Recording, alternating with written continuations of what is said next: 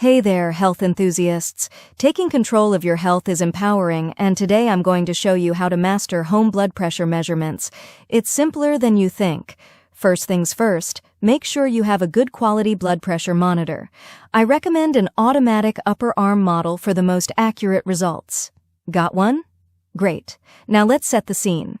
Sit comfortably with your back straight and supported. Your feet should be flat on the floor. No crossing those legs. Rest your arm on a flat surface at heart level. It's all about consistency and comfort. Before you start, relax for about 5 minutes. Deep breaths, no talking, no scrolling through your phone, just chill. Ready? Wrap the cuff snugly around your upper arm, about an inch above the bend of your elbow.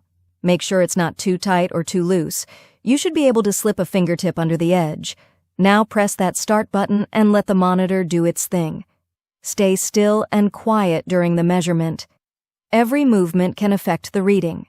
Once it's done, note down the numbers.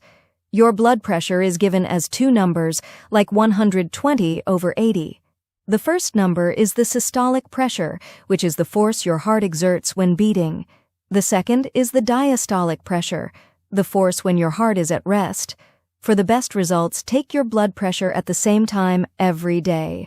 Morning and evening readings are usually recommended. There you have it, simple steps to monitor your blood pressure at home. Remember, these readings are just one part of the puzzle. Always discuss your results with a healthcare professional.